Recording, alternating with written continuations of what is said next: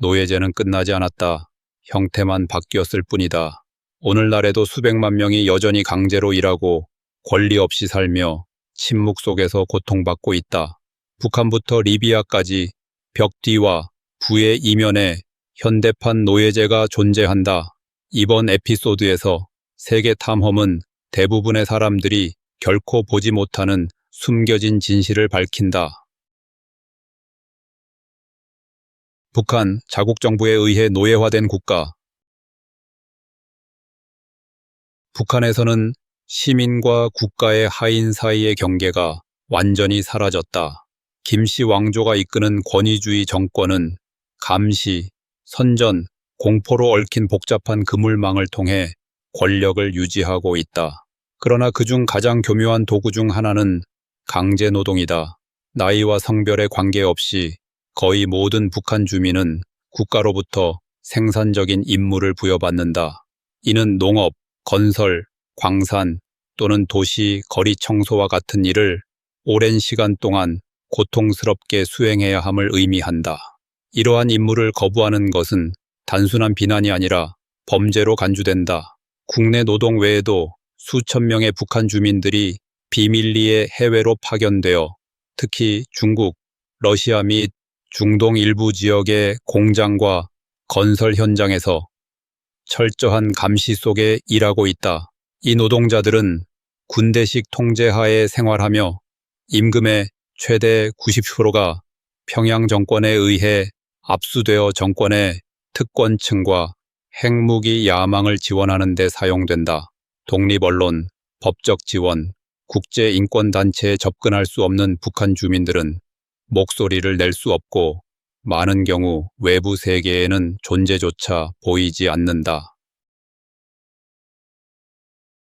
에리트레아, 국가 복무가 종신형이 되는 곳. 에리트레아에서는 만 18세가 성인이 되는 출발점이 아니라 국가 복무라는 종신형의 시작을 의미한다. 한때 임시 시민 의무로 선전되었던 이 제도는 수천 명을 수십 년 동안 강제노동에 가두는 체제로 변질되었다. 에리트레아 청년들은 군사훈련소로 보내져 가혹한 규율, 신체적 학대, 열악한 생활 환경 속에서 생활하게 된다. 이후 이들은 전국 곳곳에 배치되어 도로 보수, 건설 프로젝트 관리, 국영 농장에서의 노동 등 민간 업무를 수행한다. 이른바 국가 복무는 보수가 거의 없거나 전혀 없으며 종료 시점도 없다. 사람들은 무기한 억류되는 경우가 많고 민간 생활로 돌아갈 명확한 경로조차 없다. 탈출을 시도하면 극심한 처벌을 받으며 투옥, 고문, 심지어 처형되기도 한다. 탈출자 가족들도 연좌제로 괴롭힘을 당하거나 감옥에 갇힌다. 폐쇄적인 정치체제, 자유언론의 부재, 사법 독립성 결여로 인해 피해자들은 정의를 추구하거나 국제사회에 알리는 것조차 거의 불가능하다. 모리타니, 고대의 사슬에 사로잡힌 현대국가.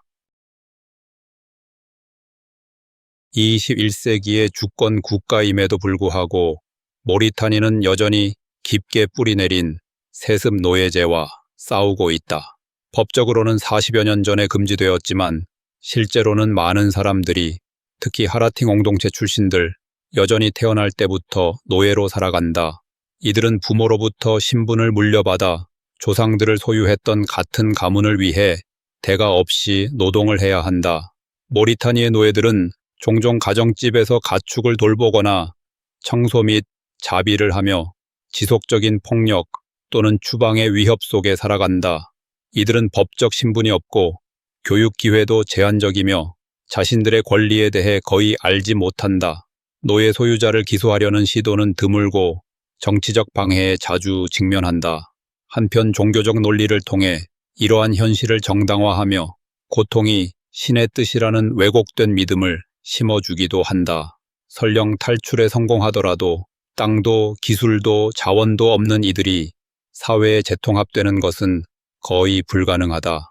비람다 아베이드와 같은 반노예제 운동가들이 변화를 위해 싸우고 있지만 이들은 체포, 위협, 생명의 위협을 감수해야 한다. 이 싸움은 단순한 제도와의 싸움이 아니라 수세기 동안 뿌리내린 믿음과 무관심과의 전쟁이다. 사우디아라비아 후원 제도에 덫에 갇힌 사람들. 아라비아 반도의 중심에는 세계에서 가장 부유한 국가 중 하나인 사우디아라비아가 있다. 하지만 리야드의 반짝이는 스카이라인과 석유 기반 경제 뒤에는 수백만 명의 외국인 노동자들이 침묵 속에 고통받고 있다. 이들 대부분은 카팔라 제도라는 후원 계약 아래 고용주에게 삶의 대부분을 통제당한다. 이는 직업을 바꾸거나 여행하거나 국가를 떠나는 것조차 제한받는다는 뜻이다. 인도, 파키스탄, 방글라데시, 필리핀, 에티오피아, 케냐 등에서 온 이주 노동자들은 안정적인 수입에 대한 기대를 안고 이곳을 찾는다. 그러나 도착 후 여권이 압수되고 권리가 박탈되는 현실에 충격을 받는다. 특히 가사 노동자들은 신체적 학대, 성희롱, 지속적인 감시에 시달린다. 하루 147일 일하면서도 휴식은 거의 없고 법적 보호도 없다. 사우디아라비아는 노동자 권리 개선을 위한 개혁을 발표했지만 실제 집행은 거의 이루어지지 않고 있다. 적절한 감독과 법적 구조가 부재한 가운데 가해자들은 아무런 처벌 없이 행동한다. 말하는 노동자들에게 번영의 꿈은 곧 억류의 악몽으로 바뀐다. 러시아, 권력의 그늘 속 강제 노동 착취. 러시아 노동력의 상당 부분은 서류 미비 이주 노동자들로 구성되어 있으며 이들은 모스크바나 상트페테르부르크 같은 도시의 일자리에 이끌려 온 경우가 많다. 그러나 그들이 마주한 현실은 약속과는 거리가 멀다. 고용주들은 이들의 불법 체류 신분을 악용하여 임금을 체불하고 신분증을 압수하며 추방을 협박도구로 사용한다. 이주 노동자들은 주로 건설, 청소, 농업, 서비스업 등 러시아 시민들이 기피하는 저임금, 위험한 직종에 종사한다. 이들은 비좁고 비위생적인 숙소에 살며 의료 서비스도 거의 접근하지 못한다. 시베리아나 극동 지역처럼 고립된 곳에서는 벌목장이나 광산에서 수개월간 임금도 받지 못한 채 고위험 노동을 강요받는 사례도 보고되었다. 경찰과 출입국 관리 당국의 만연한 부패는 이들의 취약성을 더욱 악화시킨다. 고발을 해도 정의보다는 구금이나 추방으로 이어지는 경우가 대부분이다. 러시아가 세계 무대에서 경제 강국으로 떠오르고 있지만 그 이면에는 목소리 없는 수천 명의 노동자들이 고통받고 있다. 아프가니스탄, 절망이 현대판 노예제를 부추기는 나라. 아프가니스탄은 수십 년에 걸친 분쟁, 빈곤, 정치적 불안정이 구조적 착취를 가능하게 만든 나라다. 2021년 탈레반이 다시 집권한 이후 상황은 더욱 악화되었다. 여성과 소녀들은 일하거나 공부하거나 자유롭게 이동할 권리를 박탈당한 채 종종 강제 결혼에 내몰린다. 이는 동의에 의한 결합이 아니라 소유 계약에 가까운 경우가 많다. 농촌 지역에서는 가뭄, 인플레이션, 실업으로 절망에 빠진 가족들이 생존을 위해 노동력이나 자녀를 음식이나 안전과 교환하기도 한다. 소년들은 무장단체에 의해 전달자나 전투병으로 이용되며 소녀들은 빚을 갚거나 동맹을 맺기 위한 신부로 넘겨지기도 한다. 이는 기본적인 인권을 침해하는 행위일 뿐 아니라 경제 붕괴와 문화적 관습이 어떻게 얽혀 현대판 노예제를 지속시키는지를 보여준다. 국제 원조가 심각하게 제한되면서 특히 여성주도 단체나 성평등을 중시하는 기관들은 더욱 이러한 사례를 감시하거나 보고하거나 개입할 수 있는 역량이 거의 사라졌다. 그 결과는 정치적 구호 뒤에 가려지고 세계의 무관심 속에 묻혀 있는 강제 노동, 아동 인신매매, 성별 기반 폭력의 조용한 팬데믹이다. 타지키스탄, 절망의 목화밭. 중앙아시아 중심부에 위치한 타지키스탄은 세대를 넘어 빈곤과 강제 노동의 악순환에 갇힌 숨겨진 위기를 겪고 있다. 매년 가을 목화 수확기가 되면 정부 주도의 강제 노동 물결이 시작된다. 학교는 문을 닫고 아이들은 교실에서 끌려 나오며 공무원들은 들판에서 일일 할당량을 채우지 않으면 해고 위협을 받는다. 이는 자발적이라고 포장되지만 벌금이나 복지 혜택 박탈 또는 지역 관리들의 사회적 압박을 통해 강제로 동원된다. 목화밭 외에도 경제적 절망은 많은 타지키인들을 일자리를 찾아 해외로 내몰고 있다. 특히 러시아와 카자흐스탄으로. 그곳에서는 문서 미비와 언어 장벽 때문에 인신매매범과 악덕 고용주의 쉬운 먹잇감이 된다. 여권은 압수되고 임금은 체불되며 추방 위협으로 저항은 봉쇄된다. 법 체계는 거의 보호 기능을 하지 못한다. 사법 절차의 만연한 부패로 인해 학대를 신고한 피해자들은 무시당하거나 오히려 처벌받는 경우도 있다. 타지키스탄에서 노동 착취는 단지 묵인되는 수준이 아니라 제도적으로 뿌리내려 있다. 아랍에미리트, 부와 억압의 신기루. 두바이와 아부다비의 반짝이는 마천루는 번영과 야망의 상징으로 솟아있다. 그러나 그 이면에는 불편한 진실이 있다. 아랍에미리트는 이주 노동자들에게 크게 의존하고 있으며 그들 중 상당수는 중세 봉건제에 가까운 조건에 갇혀 있다. 남아시아, 동남아시아, 아프리카에서 온 수백만 명의 노동자들이 카팔라 제도 하에 도착하며 이 제도는 고용주에게 과도한 통제 권한을 부여한다. 이 노동자들은 도시의 스카이라인을 세우고 고급 호텔을 유지하며 궁전 같은 저택을 청소하지만 종종 가혹한 조건 속에서 일한다.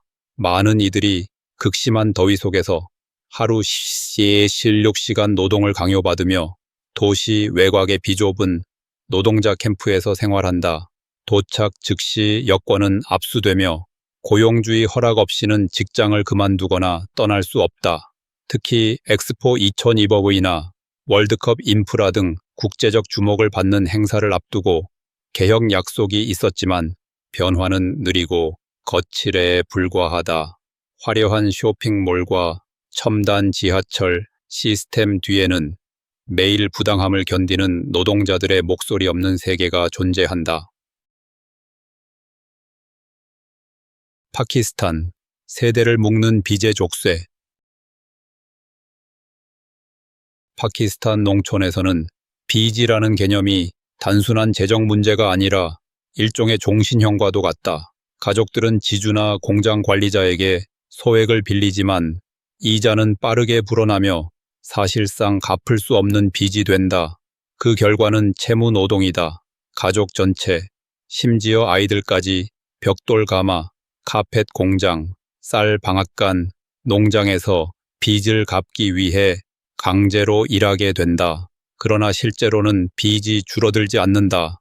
채무노동에서 태어난 아이들은 부모의 빚을 물려받아 교육이나 기초 의료도 없이 현대판 노예처럼 살아간다. 노동 조건은 가혹하다. 불타는 더위, 유독성 물질 노출, 영양실조, 학대 등. 파키스탄 헌법은 강제 노동을 금지하지만 집행은 미약하다. 지주와 공장주는 지역 당국을 장악하고 있으며 경찰에 뇌물을 주거나 가족을 협박해 침묵을 강요하기도 한다. 활동가들과 NGO의 노력으로 간헐적인 구출은 이루어졌지만 제도적 개혁은 여전히 요원하다. 많은 이들에게 빚의 족쇄는 단순한 경제적 문제가 아니라 대물림되는 고통이다. 인도, 현대판 노예제의 진원지. 10억이 넘는 인구를 가진 인도는 동시에 세계에서 가장 많은 현대판 노예 인구를 보유한 나라라는 불명예를 안고 있다. 그 규모는 충격적이다. 수백만 명의 남녀노소가 강제노동, 채무노동, 아동 인신매매, 강요된 결혼 등 다양한 착취 시스템에 갇혀 있다. 특히 하층 카스트나 소수 부족 출신 공동체 전체가 농업, 건설, 광산, 가사, 노동 분야에서 착취당하고 있다. 일부 농촌 지역에서는 10살밖에 되지 않은 아이들이 학교에서 끌려 나와 운모 광산에서 일하거나 폭죽을 만들고 손으로 축구공을 꿰매는 노동에 투입된다. 여성들은 주경계를 넘어 인신매매되어 강제 결혼이나 성매매로 팔리며 벽돌 공장과 섬유 공장에서는 채무노동이 여전히 만연하다. 카스트 차별과 뿌리 깊은 사회적 위계는 피해자들이 도움을 요청하거나 학대를 신고하는 것을 더욱 어렵게 만든다. 인도는 인신매매 및 아동 노동을 금지하는 강력한 법률을 제정했지만 부패, 인식 부족, 정치적 압력으로 인해 집행은 자주 무력화된다. 이 문제는 단순한 경제적 문제가 아니라 구조적이고 문화적인 문제다. 이 공동체들이 해방되기 위해서는 법적 개입뿐 아니라 사회 전체의 인식 변화가 필요하다. 리비아, 대낮에 되살아난 노예제. 무아마르 카다피가 2011년에 추출된 이후 리비아는 무정부 상태로 빠지며 인신매매와 노예제가 만연할 수 있는 토양이 되었다. 분쟁, 빈곤, 박해를 피해 사하라 이남 아프리카에서 탈출한 이민자들은 유럽으로 향하는 경유지로 리비아를 선택하지만 많은 이들이 목적지에 도달하지 못한다. 대신 민병대나 밀수업자에게 붙잡혀 임시감옥에 감금되고 21세기임에도 불구하고 노예 시장에서 공개적으로 거래된다. 이들 구금시설 내부 상황 사망은 비인도적인 수준을 넘는다. 수감자들은 구타, 성폭행, 기아, 갈취를 겪는다. 고향에 있는 가족들은 몸값을 요구하는 연락을 받고 돈을 지불하지 못하면 이민자들은 다시 팔리거나 유기된다. 여성들은 자주 성적노예로 전락하고 남성들은 생명의 위협 아래 무급 노동을 강요받는다. 무장 세력 간의 권력 다툼으로 분열된 리비아 정부는 통제력을 거의 상실했고 어떤 경우에는 이 같은 범죄에 공모하기도 한다. 국제기구들이 개입을 시도하고 있으나 접근이 제한되어 있으며 이 상황은 현대판 노예제의 가장 잔혹하고 노골적인 사례 중 하나로 남아있다. 중국, 강제노동의 다양한 얼굴. 세계 유수의 경제 대국 중 하나로 자리 잡은 중국은 막대한 성장을 이루었지만 그 이면에는 끊임없는 논란이 따른다. 인권 문제의 중심에는 신장 지역이 있으며 이곳의 위구르 무슬림들은 체계적인 탄압을 받고 있다. 수많은 보고서에 따르면 100만 명이 넘는 위구르인들이 재교육 수용소에 구금되어 있으며 그곳에서 사상 주입, 지속적인 감시, 그리고 국제시장에 물건을 공급하는 공장에서의 강제 노동을 겪고 있다. 신장 지역 외에도 중국의 호구, 코 제도, 가정 등록 제도는 농촌 이주민들을 사실상 2등 시민으로 만든다. 이들은 도시로 공장이나 건설 일자리를 찾아 이주하지만 의료, 주택, 교육과 같은 기본 서비스에 접근할 수 없다. 이로 인해 착취와 직장 내 학대에 더욱 취약하다. 덜 알려졌지만 더욱 어두운 현실도 있다. 베트남이나 북한과 같은 빈곤한 이웃 국가에서 여성과 소녀들이 인신매매되어 중국으로 팔려와 강제 결혼을 당하는 것이다. 이는 중국의 성비 불균형, 한 자녀 정책에 의도치 않은 결과를 해결하기 위한 방식으로 악용되고 있다. 이 여성들은 고립된 상태로 살며 법적 권리도 없고 탈출할 방법도 거의 없다. 지금 들으신 내용은 단순한 정보가 아니라 아직도 침묵 속에서 고통받고 있는 수백만 명의 현실입니다. 이 영상이 여러분에게 생각할 거리를 던졌다면 댓글을 남기거나 공유해 주세요.